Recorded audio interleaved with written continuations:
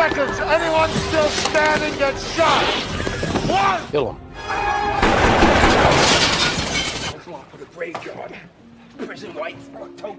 Inside Man, sebuah film bergenre thriller misteri yang mengisahkan tentang atraksi perampokan sebuah bank di Manhattan, Amerika yang sangat rapi dan cerdik, hingga membuat detektif yang bertugas hilang akal untuk mengungkapkan kasus tersebut. Sederet bintang ternama juga beraksi di sini, sebut saja Cliff Owen, Denzel Washington, Jodie Foster, hingga aktor senior Christopher Plummer. Penasaran bagaimana cara Cliff Owen melakukan perampokan hingga memusingkan detektif Denzel Washington? Inilah Inside Man.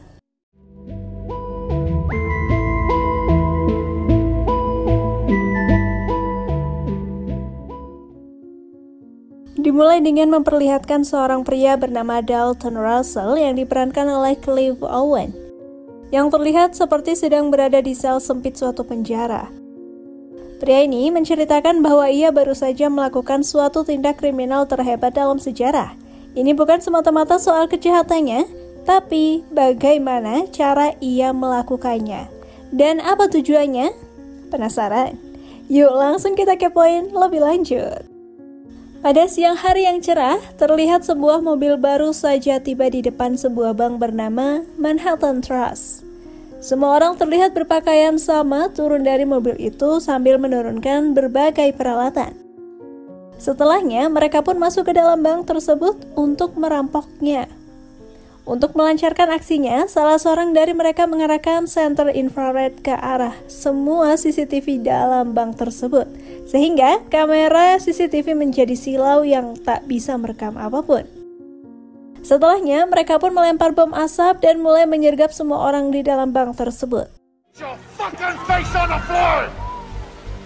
One, two, three.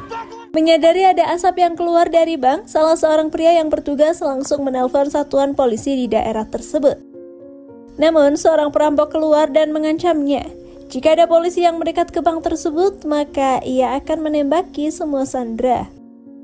Satuan polisi yang merespon laporan tersebut memberikan tugas kepada detektif Keith Fraser dengan Matt Michael untuk menangani kasus tersebut. Dengan penuh percaya diri, mereka berdua pun langsung pergi menuju tempat kejadian. Dan kapten polisi bernama Darius juga turut ikut menangani kasus ini. Sementara itu, semua petugas polisi dan para reporter kepo sudah berkumpul di tempat kejadian. Di sisi lain, pemilik bank yang bernama Arthur Case mendapatkan laporan bahwa salah satu cabang banknya sedang dirampok. Sementara itu, para perampok membawa para sandera masuk ke dalam tempat penyimpanan uang. Setelah itu, meminta mereka, para sandera, untuk mengumpulkan semua dompet dan handphone yang mereka miliki. Namun, salah satu karyawan bank yang bernama Peter tidak mau menyerahkan handphone dengan alasan ketinggalan di rumah. Merasa dibohongi, perampok itu pun mencoba menghubungi ponsel Peter dan ternyata ponselnya ia lemparkan ke salah satu ruangan yang berada tepat di belakangnya. Merasa kesal karena dibohongi, perampok itu pun menghajarnya di dalam ruangan tersebut yang otomatis membuat semua sandera berteriak ketakutan. Setelah itu, para perampok memisahkan sandera laki-laki dan perempuan dan menyuruh mereka untuk menanggalkan bajunya masing-masing serta memberikan sebuah seragam untuk mereka kenakan. Para perampok kemudian menggilir sandera di berbagai ruangan dalam bank tersebut dan sesekali mereka memasukkan diri mereka sendiri secara diam-diam ke dalam kelompok para sandera untuk membuat para sandera yang asli bingung akan siapa perampok yang sebenarnya. Di sisi lain, ada seorang sandera lansia yang ternyata memiliki riwayat penyakit jantung. Karena kasihan, perampok itu pun mengeluarkan pria tersebut dari sana. Namun, karena seragam yang ia kenakan sama dengan seragam yang dikenakan oleh perampok, polisi pun langsung menahan pria tersebut. Sementara itu, Arthur, sang pemilik bank, menghubungi seorang wanita yang bernama Madeline White. Ia mengajaknya untuk bertemu di suatu tempat untuk meminta bantuan Madeline yang memiliki kemampuan khusus. Di sini diketahui bahwa ternyata Arthur memiliki sebuah kotak deposit penting yang berada di dalam bank tersebut. Kotak itu berisi barang yang sangat berharga yang dimiliki oleh Arthur. Ia meminta Madeleine untuk mengambil kotak tersebut. Di sisi lain, salah seorang perampok wanita sedang sibuk menggali sebuah lubang di dalam suatu ruangan di bank itu. Di sini masih tidak diketahui apa tujuannya membuat lubang tersebut. Sementara itu, Frazier dan anak buahnya berhasil mendapatkan rekaman CCTV dalam bank itu. Namun sayangnya semua CCTV telah dirusak oleh sebuah senter yang tadinya digunakan oleh perampok tersebut. Tak lama kemudian, perampok mengeluarkan salah satu sandera dari bank tersebut. Masih dengan pakaian yang sama, kali ini sandera itu membawa sebuah kotak yang tergantung di lehernya. Ternyata kotak tersebut berisi pesan negosiasi yang ditulis oleh para perampok. Di sini mereka meminta sebuah bus dan satu buah jet jumbo, lengkap dengan bahan bakar yang terisi penuh, berikut dengan seorang pilot dan terparkir di ujung landasan pacu bandara. Mereka memberi waktu hingga jam 9 malam. Jika permintaan mereka tidak dipenuhi, maka mereka akan membunuh satu sandera setiap jam di depan kamera CCTV. Gas tanks, one jumbo jet with full gas tank and pilots at JFK Park. Lalu saat itu juga datanglah Arthur ke dalam mobil polisi tersebut dan bertanya bantuan apakah yang bisa ia berikan. Namun Frazier dan Michael menyuruhnya untuk pulang saja dan beristirahat di rumah. Tak lama setelah itu, para perampok keluar dan memberikan sebuah surat kepada polisi yang berisi pesan bahwa ada 50 orang yang lapar dalam bank tersebut. Kesempatan ini pun digunakan oleh pihak kepolisian untuk menyadap percakapan mereka melalui box makanan yang mereka kirim. Polisi pun mulai mendengarkan percakapan para perampok, namun mereka tak mengerti isi dari percakapan tersebut karena menggunakan bahasa yang asing. Lalu, Frazier meminta bantuan kepada seorang warga yang sedang menonton. Dan diketahuilah bahwa bahasa tersebut adalah bahasa Albania, namun ternyata itu hanyalah sebuah rekaman pidato dari seorang almarhum mantan Presiden Albania yang sudah lama meninggal. Para perampok ternyata sudah mengetahui bahwa polisi akan memasukkan alat sadap ke dalam box makanan mereka. Polisi pun semakin dibuat pusing 7 keliling. Tak lama kemudian, Frazier kedatangan Madeleine dan Pak Wali Kota. Di sini Wali Kota meminta Frazier untuk bisa melibatkan Madeleine dalam kasus ini.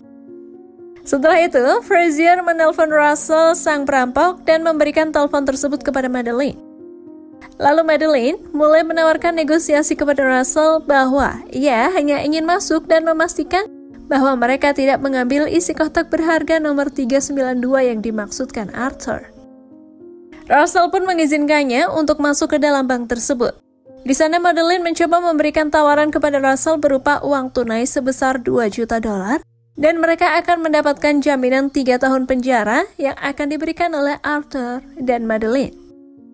Namun rupanya Russell tidak tertarik dan penawaran yang diajukan oleh Madeleine.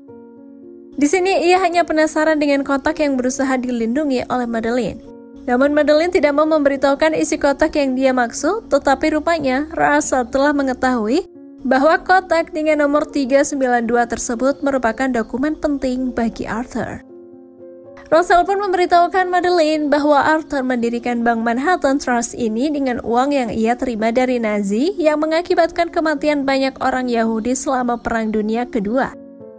Russell lalu menunjukkan dokumen penting tersebut kepada Madeleine sebagai bukti untuk melawan Arthur di pengadilan nanti yang akan membuat Arthur tersudut dan membantu para perampok tersebut. Akhirnya Madeleine keluar tanpa membawa hasil apapun. Sudah mulai lelah dengan kasus ini, Frazier menelpon Russell dan mengatakan bahwa mereka akan mendapatkan pesawat untuk digunakan Russell dan kelompoknya. Di sini Frazier juga mengatakan suatu permintaan, yaitu untuk masuk ke dalam bank tersebut dan memastikan tidak ada satupun sandera yang terbunuh di sana. Setelah itu, Frazier pun masuk ke dalam bank. Terlihat suasana di dalam bank yang sangat sunyi dan menakutkan. Melihat ada orang yang datang, semua sandera pun menangis dan meminta pertolongan. Frazier pun mencoba berbicara dengan Russell dan memintanya untuk keluar dari depan dan menyerahkan dirinya. Namun Russell berkata bahwa memang ia akan keluar dari pintu depan jika ia sudah siap. Merasa curiga dengan desakan Frazier untuk keluar, Russell pun bertanya apakah ada tujuan lain yang akan dilakukan Frazier terhadapnya. Namun Frazier menjawab bahwa ia tidak memiliki tujuan yang lain saat ini selain untuk melamar kekasihnya. Namun ia tak bisa melakukan itu karena tak memiliki cincin untuk diberikan. Oleh karenanya, jika ia berhasil menangkap Russell dan menuntaskan kasus ini, ia bisa segera dipromosikan dan langsung melamar kekasihnya. Ketika Frazier hendak keluar dari sana, ia mencoba melawan dan mencoba membuka penutup wajah yang dipakai Russell, namun usahanya itu gagal.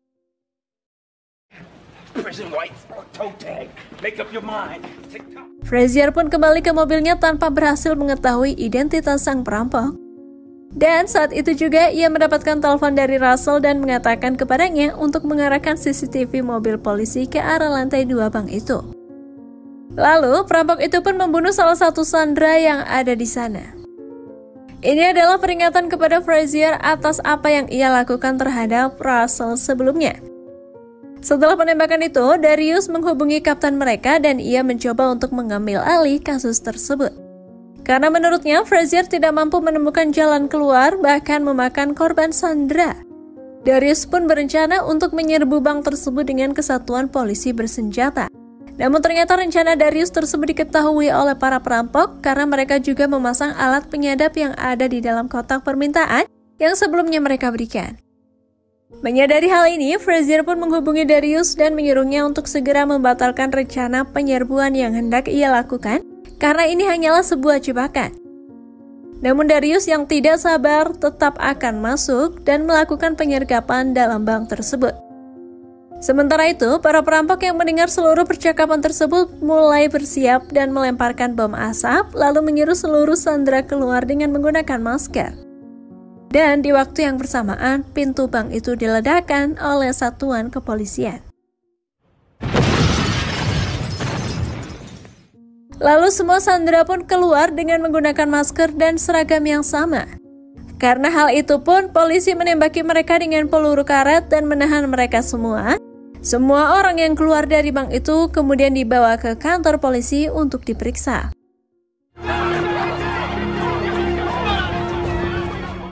Setelah itu, polisi pun masuk kembali ke dalam bank itu untuk memastikan tidak ada lagi sandera, sambil terus mencari para perampok. Namun mereka tidak berhasil menemukan satu orang pun di sana. Mereka juga tidak menemukan adanya barang yang hilang dan kerusakan yang terjadi di bank tersebut. Hingga akhirnya mereka menemukan senjata yang ditinggalkan oleh para perampok yang sebelumnya mereka gunakan, dan ternyata itu hanyalah sebuah senjata mainan. Lalu mereka juga menemukan kain putih yang telah dipenuhi dengan cat merah, dan ternyata itu hanyalah sebuah tipuan. Para perampok tidak pernah benar-benar melakukan penembakan terhadap sandera seperti yang terlihat sebelumnya. Kemudian Frazier memberikan laporannya mengenai kasus tersebut kepada kaptennya, bahwa ternyata tidak ada barang yang hilang, tidak ada sandera yang terbunuh, tidak ada sidik jari, dan tidak ada tersangka yang bisa diberatkan. Lalu karena hal tersebut dan juga tidak ada penuntutan yang diajukan oleh Arthur, si pemilik bank, maka kapten pun menyuruh Frazier untuk menutup kasus tersebut. Masih merasa penasaran dengan kejadian perampokan ini, Frazier pun pergi memeriksa data penyimpanan yang ada di bank itu untuk memastikan tidak ada barang yang hilang, dan di sana ia menemukan sebuah kejanggalan di mana kotak deposit yang bernomor 392 itu tidak ada di dalam data penyimpanan aset bank itu. Ia pun pergi menemui Madeleine dan menanyakan hal tersebut. Dan Madeleine yang sebelumnya sudah mengetahui cerita mengenai kotak 392 itu memberitahukan apapun kepada Frazier. Madeleine lalu pergi menemui Arthur dan berkata bahwa ia sudah tahu isi kotak tersebut dan dokumen penting di dalamnya sudah berada di tangan perampok. Merasa takut dan terancam, Arthur pun memberikan sebuah cek kepada Madeleine sebagai uang tutup mulut, dan Madeleine pun pergi dari sana. Beralih ke scene selanjutnya, di mana Russell mengulangi monolog di awal film sambil bersembunyi di dalam dinding palsu yang ia bangun bersama rekan perampoknya. Ia berada di sana selama kurang lebih 2 minggu, lalu keluar dengan membawa isi kotak deposit milik Arthur, termasuk dokumen Nazi dan beberapa berlian yang ada di dalamnya.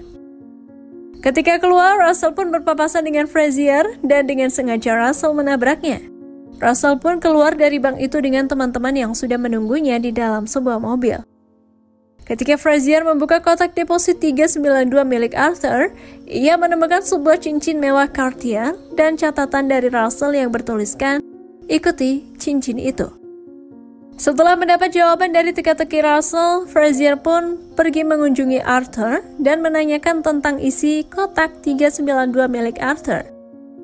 Frazier pun memaksa Madeleine untuk menghubungi kantor masalah kejahatan perang Departemen Luar Negeri tentang kejahatan perang yang dilakukan oleh Arthur. Setelah semua kejadian itu, Frazier pun mencoba sangat tenang karena telah berhasil memecahkan kasus tersebut. Ia pun kembali ke rumah yang menemui pacarnya. Saat itu, ketika mengeluarkan semua barang-barang dalam sakunya, ia menemukan sebuah berlian dari sakunya. Frazier pun menyadari bahwa Russell lah yang sengaja memasukkan berlian ke dalam kantongnya ketika mereka bertabrakan saat di bank sebelumnya. Menyadari hal ini, Frazier pun tersenyum dan mengingat perkataan sebelumnya yang ia katakan kepada Russell bahwa ia hendak melamar kekasihnya namun tak memiliki cincin untuk diberikan. Dan film pun berakhir. Masih bingung dengan filmnya? Oke, ini saatnya aku bahas. Jadi yang kita lihat sebelumnya bahwa Russell terlihat berada di dalam sebuah celah sempit di awal film. Ternyata itu bukanlah penjara, melainkan sebuah ruangan kecil yang ia bangun dengan teman-temannya. Ia bersembunyi di sana selama 2 minggu lamanya sambil menunggu situasi dan kondisi bank berjalan normal seperti biasanya.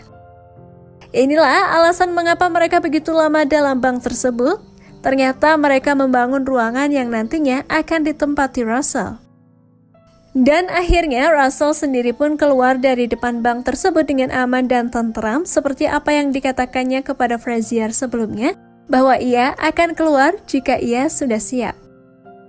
Oh ya, masih ingat dengan lubang yang sebelumnya digali oleh seorang perampok perempuan itu? Ternyata lubang itu digunakan Russell ketika ia hendak buang air besar. Dan banyaknya makanan yang ia minta adalah banyak bukan untuk Sandra, melainkan untuk dirinya bertahan selama kurang lebih 2 minggu di sana. Sementara para perampok yang lainnya telah keluar bersama dengan para Sandra pada waktu polisi menyerbu bank tersebut. Dalam hal ini, karena semua orang berpakaian sama, maka secara otomatis semua orang menjadi tersangka. Maka polisi menginterogasi mereka satu persatu, namun tidak berhasil menemukan kesimpulan apapun tentang siapa tersangka yang sebenarnya.